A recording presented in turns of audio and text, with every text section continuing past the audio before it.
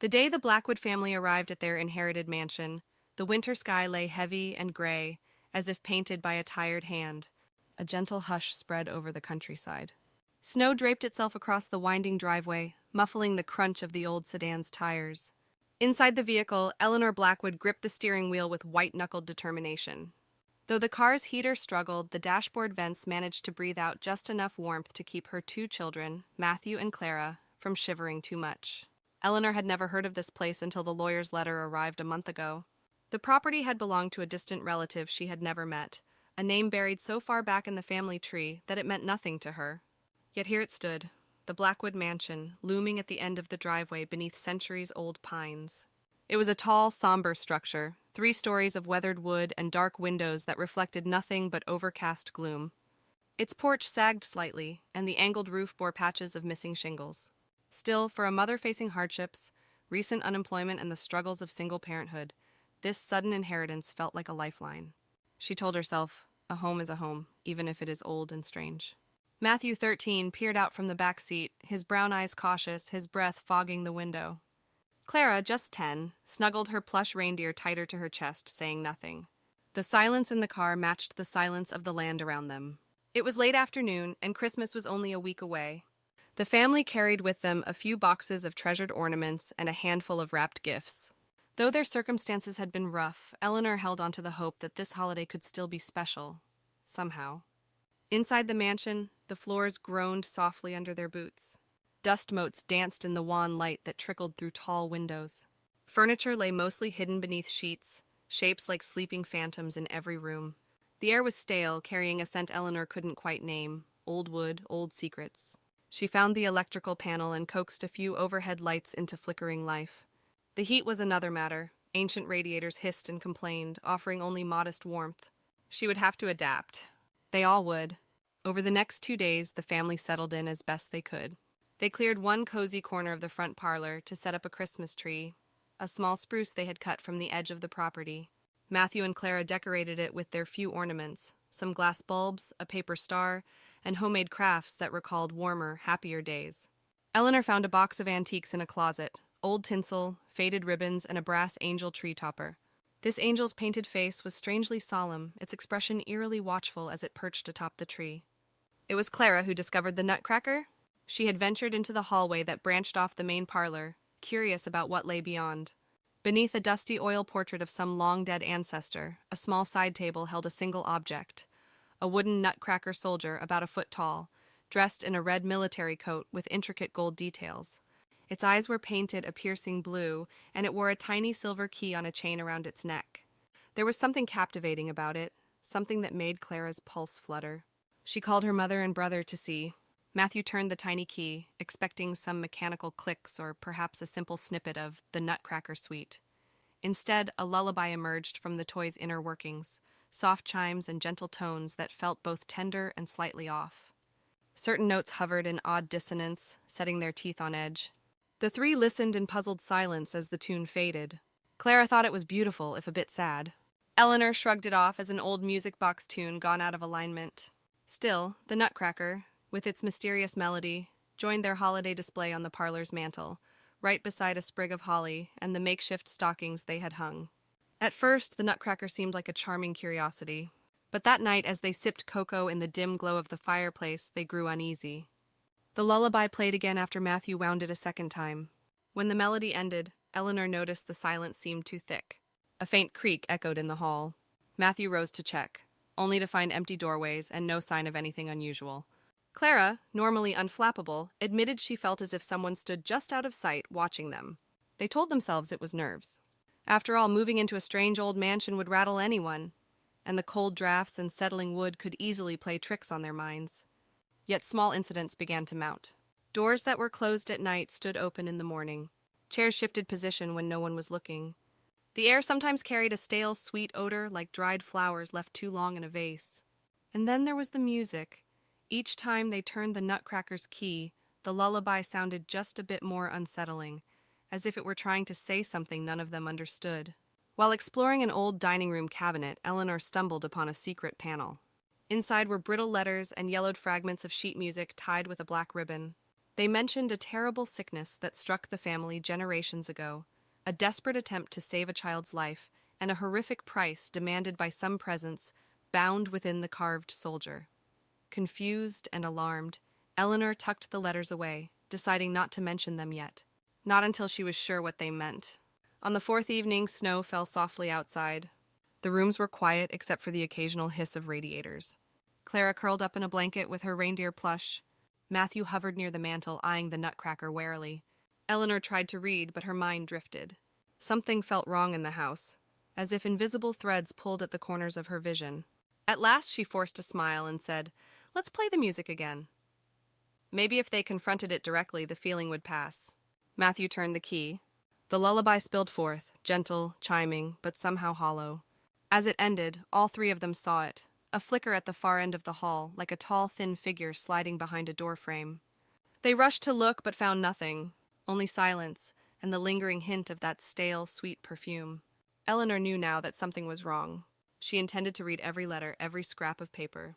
Whatever secret haunted the Blackwood mansion had awakened with that lullaby, stirring something hungry in the shadows. She glanced toward her children, and she saw fear in their eyes.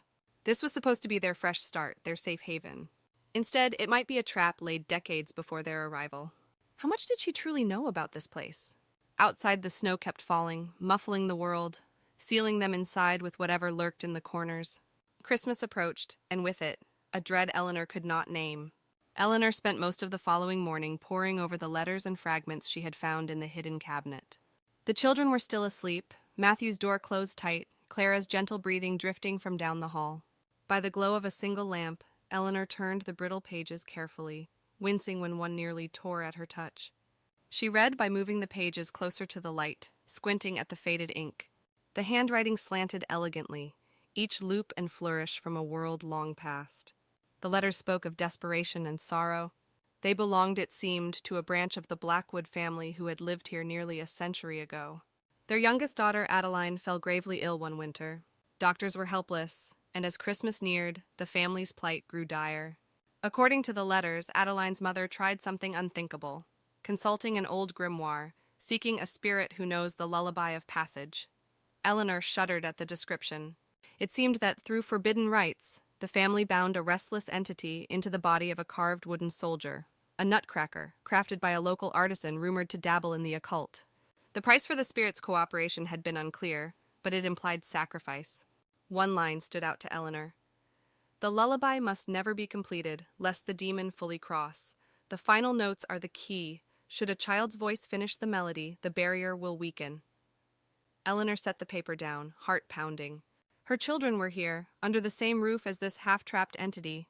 If the spirit desired a child's soul, as the hints suggested, then every strange event, every open door, every moving chair, was an attempt to draw them closer to fulfilling the final notes.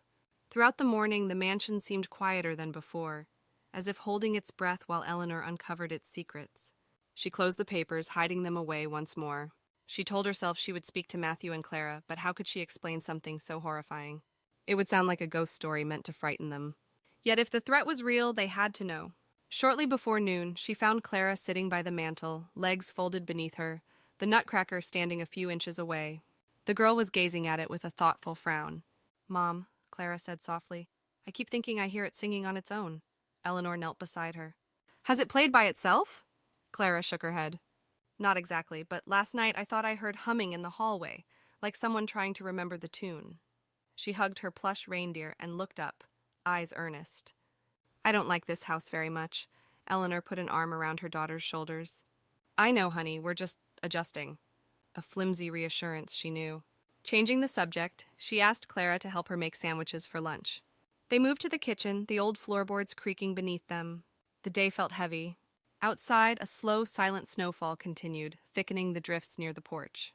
Matthew appeared, hands shoved into his hoodie pockets. He looked tired, as if troubled by dreams he wouldn't share.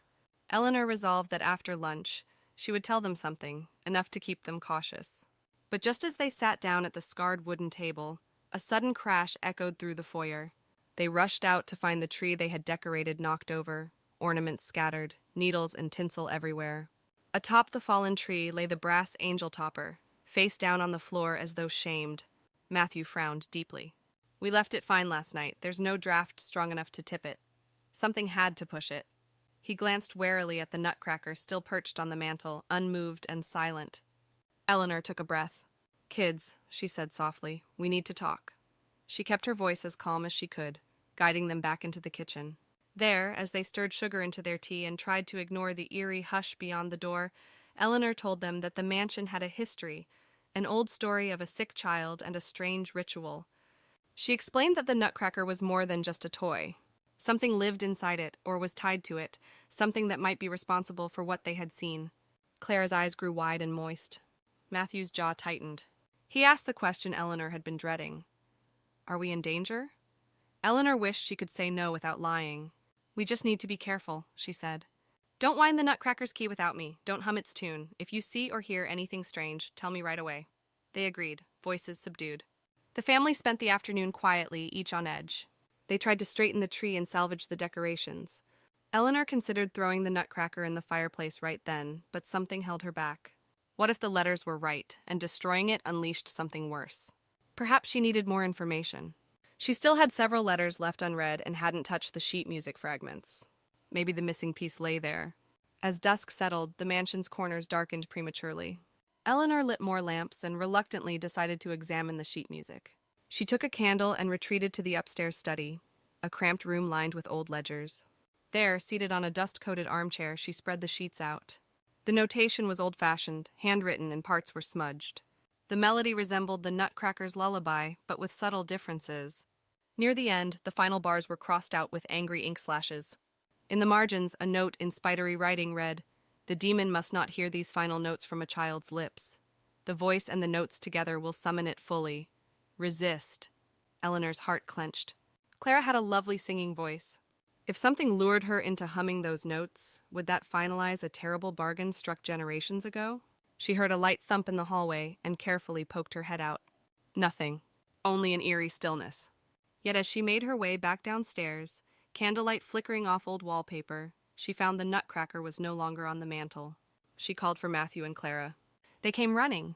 All three searched the parlor, the foyer, even the dining room. The toy was gone. They found it eventually in the front hall, placed neatly on a small table near the door. None of them had moved it. But now its key had been turned again. Softly, barely audible, the lullaby played once more, discordant notes drifting through the silent house. It faded as they approached, leaving a lingering, oppressive hush. Eleanor forced steady breaths. The spirit was active and cunning. It had waited years, maybe decades, for a new family to arrive. Now, with Christmas only days away, the tension hung thick as smoke. She imagined it moving through the halls as a whisper, a flicker at the edge of vision, trying to align circumstances so that Clara, or Matthew, or both, would complete that infernal melody. This time, Eleanor scooped up the Nutcracker and secured it in a drawer in the study, turning the key to lock it. It might not stop the entity, but at least it wouldn't be in plain sight. She told the children to stay close and to ignore any strange voices or tunes they might hear. They huddled together in the parlor, the fire crackling half-heartedly in the grate. Outside, the snow continued its gentle fall as if indifferent to their plight. Beyond the thick walls and rattling windows, the world prepared for a warm, festive Christmas. Inside, the black woods faced something older and colder, something that would not rest until it had what it wanted. That evening, the Blackwoods gathered in the parlor, trying to hold on to a sense of normalcy despite the tension in the air. Eleanor stirred a pot of broth on the old stove, the scent of herbs and carrot wafting gently through the house. Matthew sorted through the ornaments they had salvaged after the tree fell, while Clara curled beneath a woolen blanket, her plush reindeer tucked under her chin. A hush lay over every room, as if the mansion were listening. Eleanor tried to speak softly, calmly. "We'll be all right," she told the children, though she wasn't certain she believed it. She had locked the Nutcracker away in the upstairs study, but the entity's influence still seemed to seep from the floors and walls. The old letters had warned that the demon, bound inside the carved figure, yearned to fully cross over. Its bridge to this world was the lullaby. If a child's voice finished the melody, the spirit would be unleashed in all its terrible power. They finished their simple meal by candlelight, reluctant to trust the flickering ceiling lamps. Afterwards, Eleanor led the children upstairs, intent on examining the locked drawer where she had placed the Nutcracker. She needed reassurance that it was still contained. But when she opened the study door, the drawer stood half open, the key dangling uselessly in the lock. The Nutcracker was gone again. Eleanor's heart sank. She turned to Matthew and Clara, putting a finger to her lips, urging silence. They searched quietly, checking rooms they'd left untouched. In a darkened bedroom at the far end of the hall, one filled with lace curtains and a musty canopy bed, they found it. The Nutcracker sat on the windowsill, staring out at the snowy pines. This time, though, the silver key was missing from its chain. The lullaby would not need winding now. As they backed away, Matthew tensed. "Do you hear that?" he whispered. A faint humming drifted into the hall. Not the clock, not the wind. It was as if someone stood just around the corner, trying to recall a half-forgotten tune. Clara's eyes went wide and fearful. Eleanor pulled them close. Back in the parlor, Eleanor forced herself to read the last few fragments of the sheet music and letters. The demon desired a child's voice to conclude its lullaby. Yet there was a clue hidden between the lines. The lullaby can be changed. If a child's voice sings the final bars differently, infusing them with kindness, love, and release, perhaps the spirit's hold can be broken. It was a risk. If Clara or Matthew sang the wrong notes, or if fear overcame them, the demon would gain total freedom. But if they did nothing, it would continue to torment them, circling ever closer to its goal. They had to try something. Christmas Eve loomed the following night. Eleanor sensed that the spirit's power would be strongest then, as the thin veil between worlds grew fragile amid the old family's traditions. If they waited too long, the choice might be taken from them. That night, they slept fitfully. In her dreams, Eleanor saw a pale face drifting through hallways, its eyes dark holes. She heard the Nutcracker's lullaby echoing in empty rooms. She awoke shivering, though the radiators hissed softly and the blankets were piled thick. Down the hall, Clara dreamed too. She dreamed of standing alone in the parlor, singing the lullaby. Each note was a step along a dark path. If she chose the wrong turn in the melody, a hand would close around her wrist. She had to remember the instructions her mother whispered over and over. Change the final notes. Purify the song. Make it an anthem of release, not a summons to bind. By morning, Eleanor's resolve hardened. She would not let this spirit claim her children. She explained the plan to Matthew and Clara over a sparse breakfast of buttered toast and tea. Clara trembled at the thought, but she nodded bravely. Matthew insisted he stand nearby, ready to pull Clara away if something went wrong. Eleanor read and reread the sheet music, humming it under her breath, adjusting the final notes in her mind until it felt right. A gentle resolution rather than a discordant climax. That afternoon, as darkness gathered early in the winter sky, they found the Nutcracker again. It waited for them in the foyer, standing atop a narrow banister. Eleanor lifted it carefully, holding it out at arm's length as if it might bite. The air crackled with tension. She carried it into the parlor and set it on the mantel, clearing space around it. The family formed a small circle, lamplight flickering across their anxious faces. Outside, snow fell steadily, muffling the world. Christmas Eve was nearly here, and with it the moment of truth. The spirit, Eleanor imagined, hovered just out of sight, its presence pressing against the wallpaper, the ceiling beams, the very glass of the windows. Now or never, she thought. Clara stepped forward. Her voice was steady, though tears shimmered in her eyes. She began to hum the lullaby's first notes, the ones she'd heard so many times. At once, the Nutcracker's eyes seemed to gleam. The melody spilled from Clara's lips, soft and pure. As she reached the final measures where the notes turned dissonant, she changed them. Instead of following the twisted intervals inked in the demon's original plan, she lifted the tune into gentle harmonies. Her voice soared with kindness rather than fear, each note a plea for peace rather than a summons of horror. The temperature in the room plunged. The lamps flickered wildly. Eleanor saw a shape take form, a gaunt figure in tattered finery, its hollow eyes fixed on Clara. Matthew gasped, stepping closer to shield his sister, but Clara kept singing. She sang through trembling lips, forcing the notes into new shapes, new meanings. This was a lullaby meant to calm, to soothe, not to enslave. The demon writhed, silent and trapped. Eleanor felt rather than saw it thrash between worlds, its claws scraping at unseen barriers. But Clara's voice held steady, carrying the final note upward instead of letting it fall into discord. In that soaring note, the demon found no foothold. With a final soundless shriek, it collapsed into a swirl of ash, fading like smoke caught in a gust of wind. The Nutcracker's painted eyes dulled, its fierce expression slackening into mere decoration. The oppressive weight in the house lifted, the scent of decay replaced by the ordinary smell of old wood and dust. The family stood in stunned silence, hearts pounding. Eleanor rushed to Clara, wrapping her arms around her daughter. Matthew joined the embrace, relief shining in his eyes. They had done it. They had broken the cycle. The old family's curse would not claim another soul this Christmas. Outside, a hint of dawn glowed at the horizon. It was Christmas morning now. and the mansion felt different, its ghosts laid to rest. They spent the day tending a small fire in the hearth, sipping cocoa, and exchanging the few gifts they had. The decorations no longer felt ominous, just old and dignified. The Nutcracker remained on the mantel, silent and harmless, its key forever lost. As evening approached, the family gathered near the tree, admiring the lights they had managed to string up.